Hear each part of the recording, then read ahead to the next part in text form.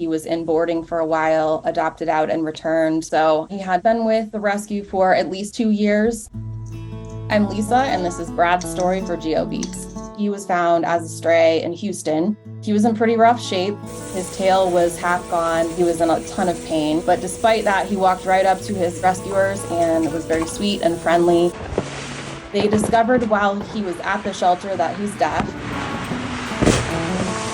When I met him, he had been with the rescue for a number of years. They sent him to a prison canine training program down in Canyon City, Colorado, where he learned some hand signals so that he can be communicated with. He was adopted out at one point by a foster family that had taken him on, but they ended up returning him after a few months. And then he ended up in our boarding facility, and that's where I met him. My last foster had gotten adopted, and I was looking for another one to take on. He came home with me. Sorry, I'm getting emotional because he's such a sweet dog. He was like, okay, I live here now. Where are the snacks?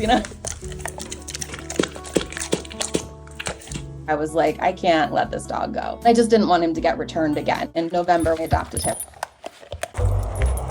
He's not reactive to anything. If I were him, I would be really hesitant of people after having been put through all of that. But he loves people, and just being around him, there's something about him. He's got this energy that's really positive. You can't have it. I gave him a bath, and he started chomping at the water, and he was so happy. I just started laughing so hard. He sometimes just goes and hangs out in the bathtub by himself. It's hard to get him back out after he's clean. He is a little bit lazy as well. He was twitching in his sleep, and the back end fell off, and he just decided to stay there for a while instead of getting back on the couch. I find him a lot sleeping with one of his back legs on his face. Like, this is the thing that he does. And it doesn't make any sense.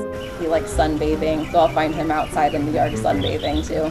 He watched fireworks with me on the 4th of July. He didn't really react at all. That is a benefit to having a dog that can't hear. He's not super clingy. He's fine going and doing his own thing.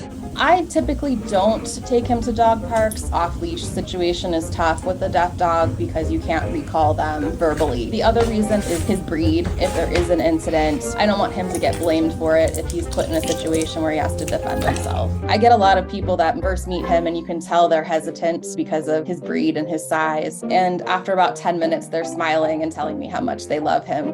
He looks like he skips leg day. He has what I lovingly refer to as a can opener head. I suspect that maybe he came from a backyard breeder in Houston, potentially ended up with someone that wanted to fight. And because he's such a docile personality, he may have been dumped on the streets because he wasn't useful as a fighting dog. I'm really inspired by his ability to be so forgiving. Given everything that he's been through, he's still able to love everyone, even though humans have let him down more than once.